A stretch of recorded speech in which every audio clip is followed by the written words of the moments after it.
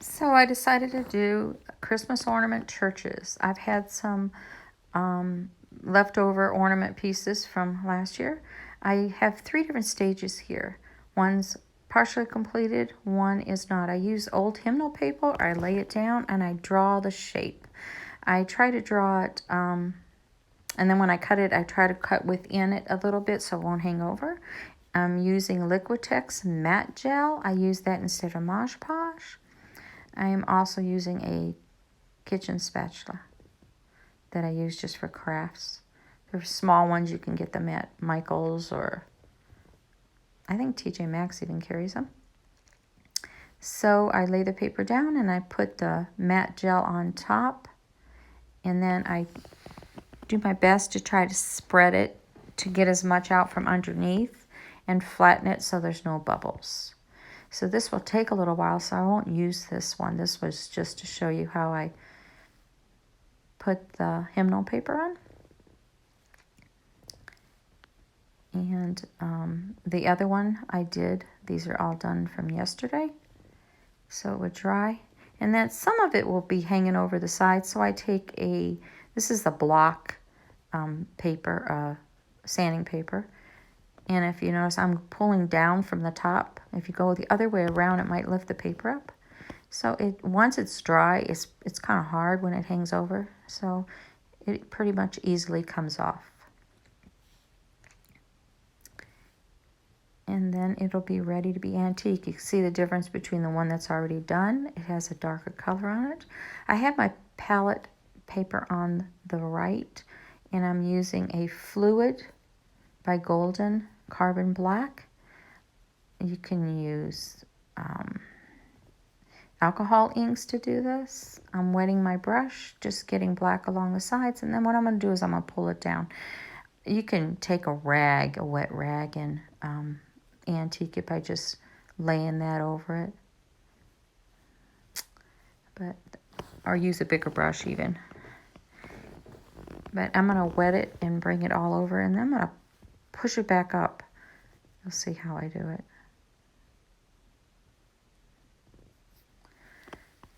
On some of the other ones, I used a burnt umber color and black. I mixed kind of the colors together. But see, I'm just pushing the paint back up, so the sides will be dark. And then once we finish and we go over the around the sides, and it'll come over anything I miss. So see, it looks a lot different than the first one that we just glued. And today I'll be using red ochre for part of the church, yellow ochre, white, a carbon black, and a very light blue. These are just the colors I'm using for this. And then I'm drying it so that I can draw my design. That hair dryer I get at craft stores. They're fairly inexpensive, 20 or 30 without coupon. And then I'm using a carbon pencil to draw in this church. I'm doing a duplicate of one I already did.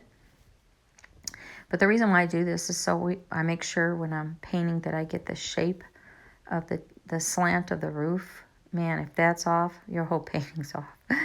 So you can actually, I move this over a little bit, but you can center this more if you want. I just needed room to put in my little saying that I'm going to have down.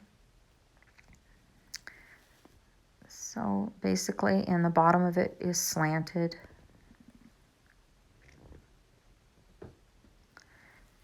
And this pencil washes off.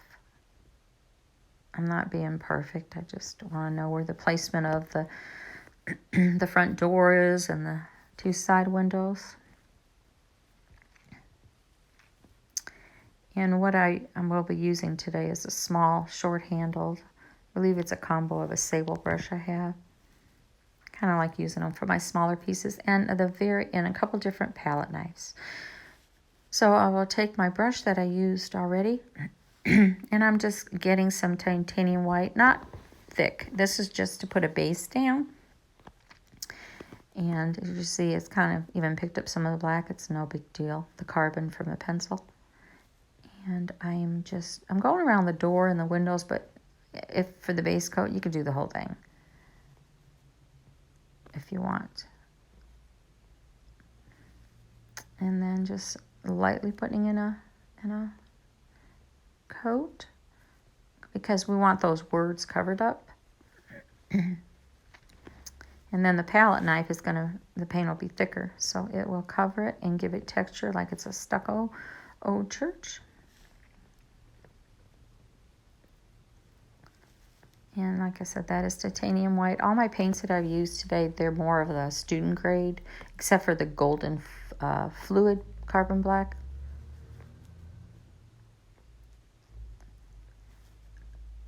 And there's the little top of the chimney. And then the next color I'm using is the red ochre.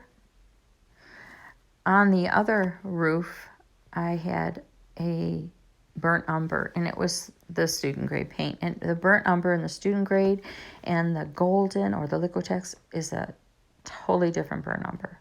It's more with a reddish tint to it than the others. So the chimney, yeah. And then the next I will do is I'm going to use this. I'm just cleaning it up. Oh, I'm putting in the base so that I can stamp a saying on it. You don't have to use a brush for this. You could take your finger and just lighten it up. If you try to stamp on top of wording, it won't show up as much. But this is just one way. I kind of do it this way, and then I stamp it, and I'll frame it loosely. It looks like I ripped a piece of paper out and glued it on top. I already did one. That's the one we're going to stamp later. So I won't have to get out my dryer and dry this one. So I'm using a small palette knife. My screen popped up that I had to update my phone. That's why my hand was in the way. So I'm just lightly holding the palette knife, kind of like I'm icing a cake. And the reason why I use small is so I can get in here a lot better. Whatever's comfortable for you. So I'm giving texture to anything that might have a stucco feel to it. You see it's covering it up. I'm using only titanium white, but when I do my bigger pieces, a lot of times I'll do various colors, mix grays in it. For this, I'm just sticking with the white, and I don't care if it doesn't cover it well. I don't want it to. I want it to have texture. I want it to not be smoothed out.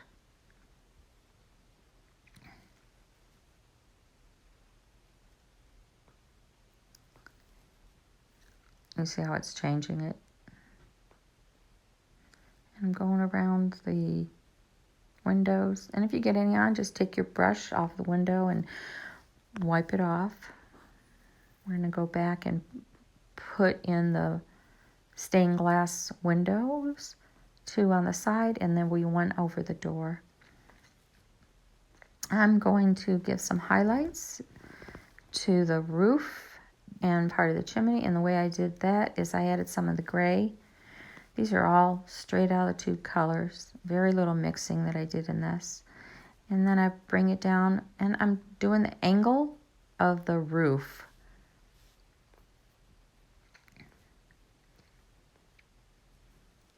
And the top little part of the chimney. I will lighten it up one more time, adding some white to it, I believe.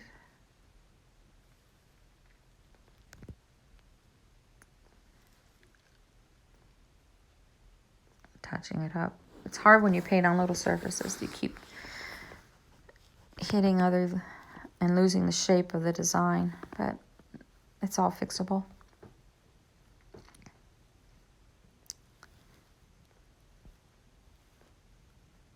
And let's see what I'll be doing next. I'm highlighting the roof a little more by adding some more gray and a little bit of white. So it'll look like the roof is worn and my rain may have come down and wore it and rusted it.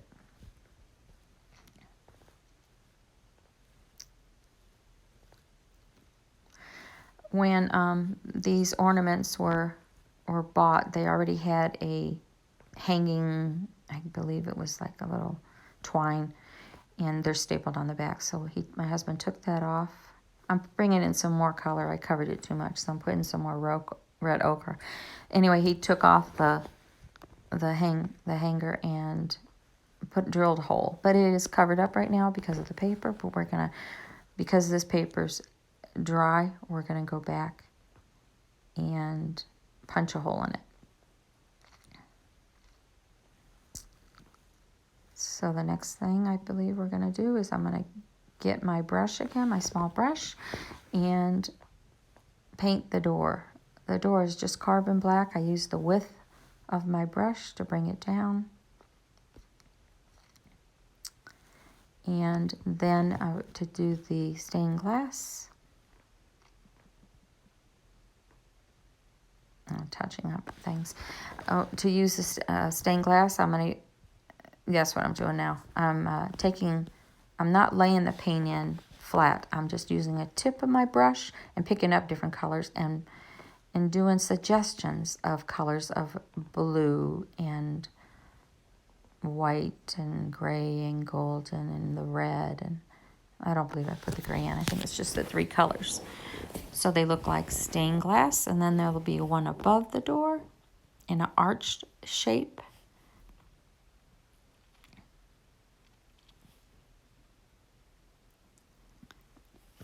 You just kind of look at your piece and go back and forth. And then after this, I will, it kind of looks flat, like there's no lines or anything. When you pick bigger pieces, you can do shading and that. But with this, I use the carbon black. I will get a palette knife that I use specifically for this. It's pretty sharp, and draw some lines in. When you use not carbon black, when you use fluid paints, you don't have to thin them out because they're thin already. So they're good for making definition lines with a palette knife. I'm just cleaning up some of the areas that I messed up.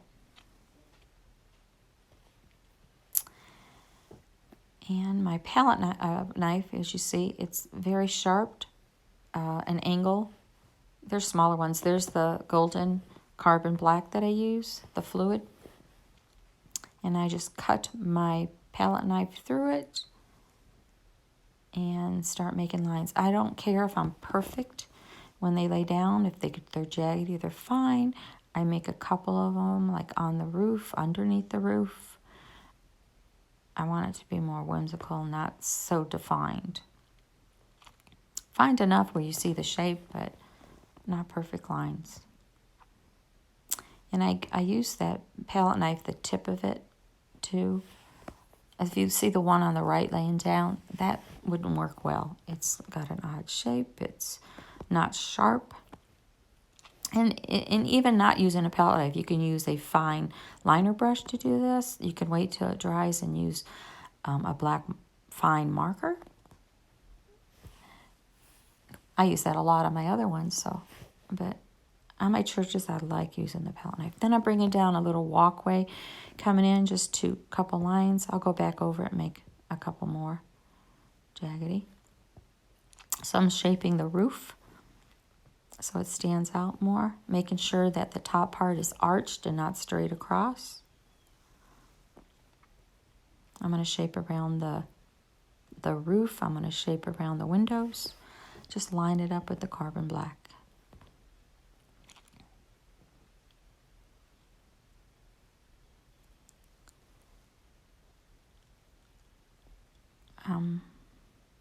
Once this painting is done, one thing I do not show is I take it into my bathroom sink. I've got a mess from using splatter. So I lay this in the sink. I watered down the white a little bit with an old toothbrush, and I just splattered it, and it pushed it back. The picture shows it splattered. Just not me doing it.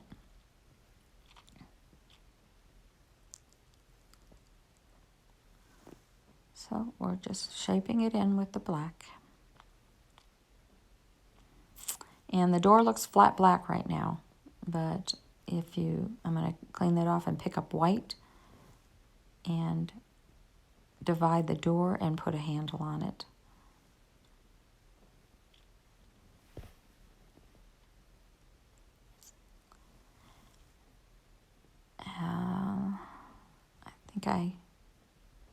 I'm picking up the white and cutting it through and just going straight down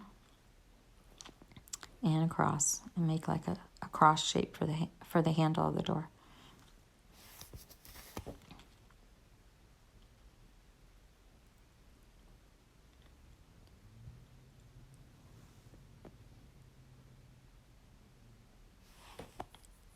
And you can put a window above it even.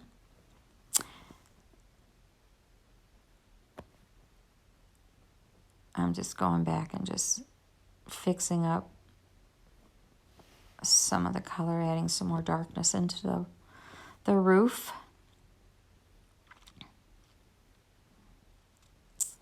And just cleaning up the chimney. Anytime you make any mistakes, you just take your brush and wipe it off. I believe the next thing I'm going to do is, after I clean it up, is stamp on the sign on the very first ornament that I created yesterday because it's dry.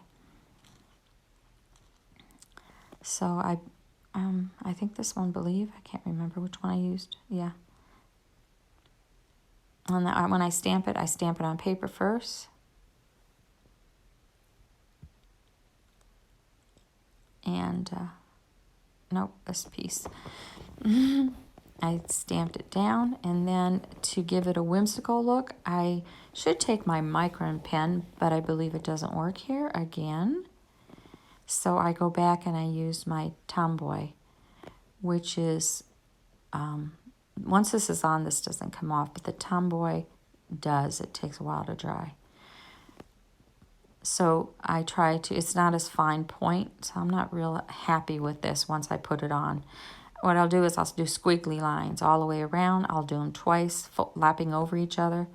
But when I was done with this video, I looked at it and I'm like, I don't like the Tomboy. So I actually got a wet brush and took it off and found another micron pen I used. And framed it. See, it looks like ripped paper when you do that.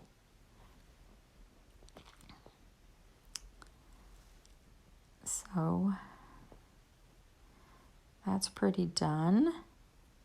Except for, I believe, the last thing to do. I already trimmed the finished one. So I'm going around with the small little brush and the fluid paint and brushing around. As you see, it kind of will come over the sides. I want that look. These are cute, trimmed in gold too. But I wanted black because I already have it on the paper.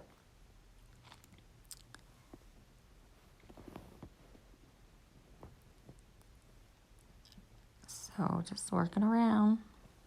Black is a mess. It gets all over your hands and gets on everything. Sometimes I let my whole piece dry and then come back and trim them all. My hands are clean, the piece is dry. I don't have to worry about it. I'm just cleaning up some of the black I messed up. And the last thing I probably do is punch a hole in it and put on the ribbon. I used red on one and black on the other for hanging.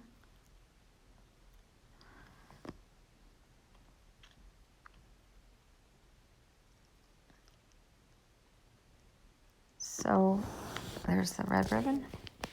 And I just punch a hole through it. I use the same, it's like an auger, I guess. I don't know what those are called. And bring it through. You got to be careful, though, when you use these things. It could poke a hole in your ribbon. Bring it down in the back or in the front, either way, and loop it through, and then tie a knot at the top. And you have your church Christmas ornament. Like I said, I splattered it once we're off camera.